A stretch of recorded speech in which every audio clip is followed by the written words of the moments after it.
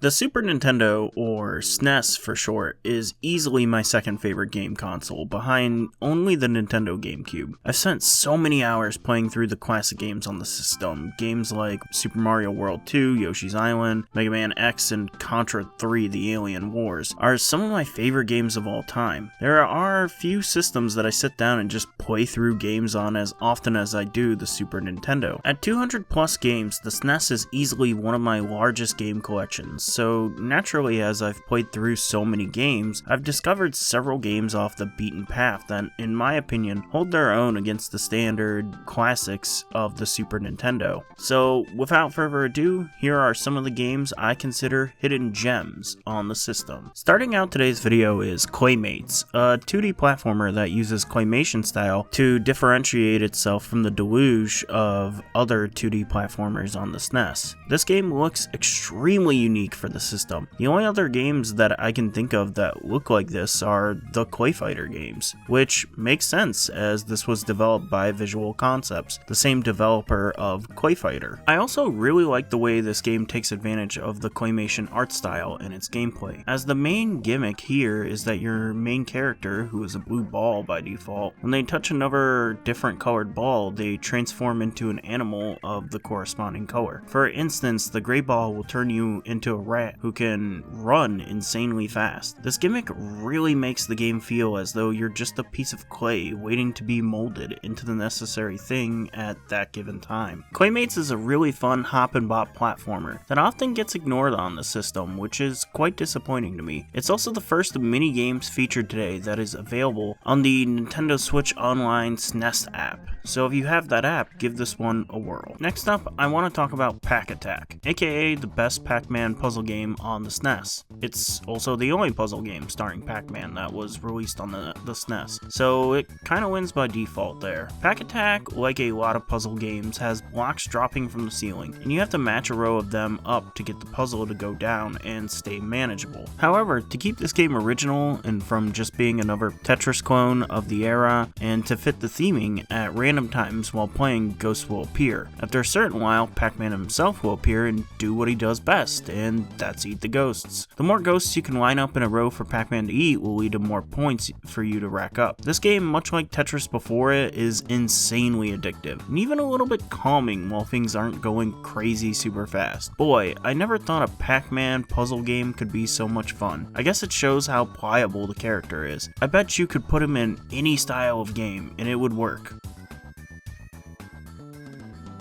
Alright, maybe Pac-Man can't work in every style of game, but he does work here at least. I highly recommend Pac-Attack. Besides the standard SNES version, it's also available in the Namco Pac-Man Museum Plus compilation on the PS4, Nintendo Switch, Xbox One, and Steam.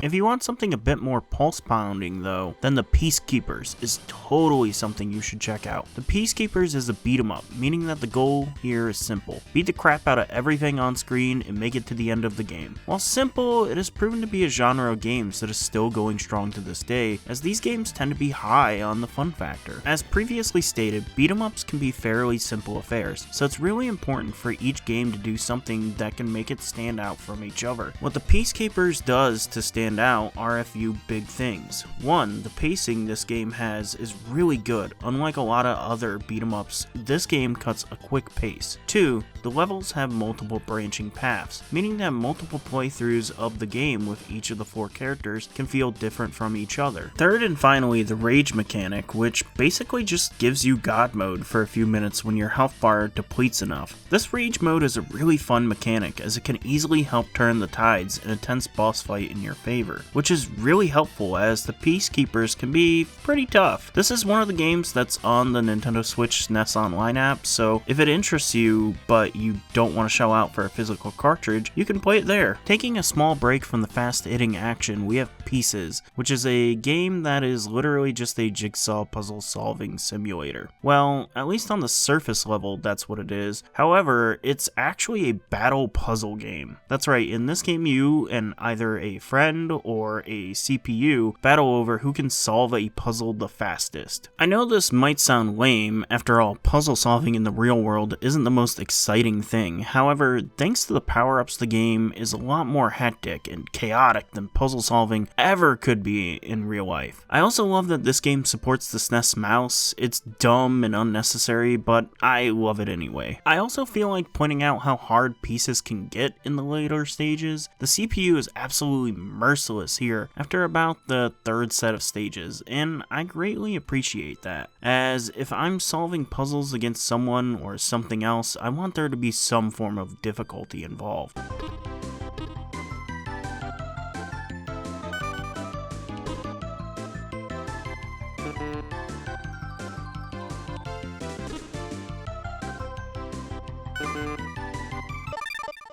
Operation Logic Bomb is a shooter that carves an interesting niche, as it's not as fast-paced and hectic as something like Contra. Instead, the game's shooting can feel a lot more methodical and slow-paced, at times due to the theming of being in a deserted space station, trying to figure out what happened to all the other crewmates. It can almost feel a bit like a Metroid game. However, unlike Metroid, the game is mostly linear, and the weapons are more in line with something like Contra, as there is a spread gun, machine gun, homing missiles, just the normal Contra affair. The enemies in this game appear to be the crab people shall finally reign supreme!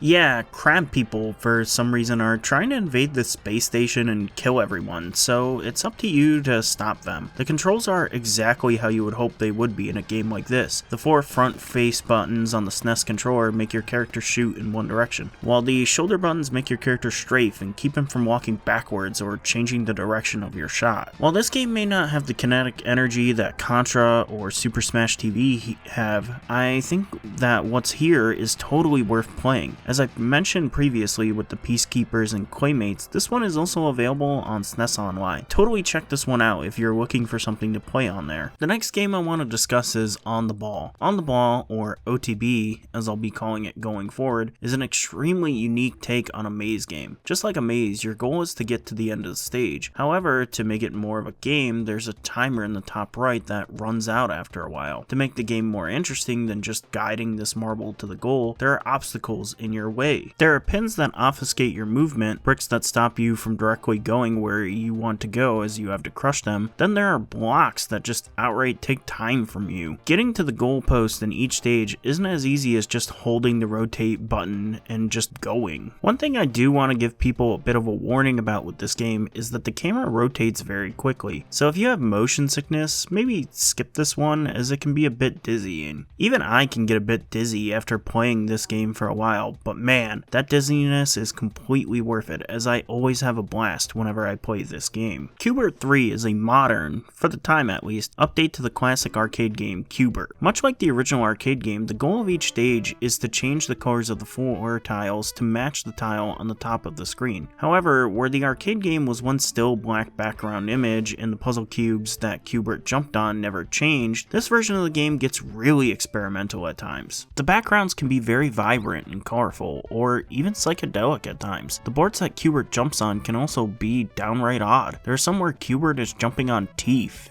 Ew. The gameplay here is fairly self-explanatory and doesn't have a lot of in-depth mechanics here, which may sound bad. However, what this game lacks in in-depth mechanics, it makes up for in sheer fun factor. This game and its quirky boards, upbeat music is extremely fun. I also want to highlight the difficulty of this game. It could be just because I'm not very good at the original Q-Bert, but this game can be really difficult. Over the years, I've beaten some of the hardest SNES games like like Super Ghouls and Ghosts and Castlevania Dracula X, yet I haven't been able to topple this one. If you're into games like this, I highly recommend this one, as it's one of the games in today's video that I return to fairly frequently. Lastly, I want to talk about Street Fighter Alpha 2. Now, I know Street Fighter Alpha 2 isn't a super obscure game. In fact, it's often considered one of the best games in the Street Fighter series and one of the best fighting games ever made. However, how many of you knew about the Super Nintendo port of the game? I'm guessing that a lot of you didn't, and I didn't either prior to about last year. And that's a darn shame, because this port is insanely good. Of all the console ports of fighting games released on the SNES, this is by far the most impressive one to me, as it's close to being one-to-one to the arcade version. Sure, there are load times at the start of each match, and that's a bit unfortunate. However, the gameplay is completely intact. The fake Hadokens you can do by pressing the taunt button instead of pressing the punch button is here. Everything in this game is here, and that's insanely impressive. The soundtrack is completely intact. The graphics have a slight resolution downgrade, sure, but it's not very noticeable. As previously stated, the gameplay is completely intact from the original arcade version, which is awesome. This port is insanely impressive to me and deserves far more recognition than it gets, as to me, it's easily the best fighting game on the SNES, barring maybe Power Rangers, the Fighting Edition. I decided to talk about Street Fighter Alpha 2 last because it may just be the single best game in this video. It's that good. Seriously, while playing, I only needed to grab a few minutes of gameplay. However, I ended up playing through the arcade mode 3 times. If I didn't talk about Street Fighter Alpha 2 last, there's a good chance I never would have gotten around to talking about the other games.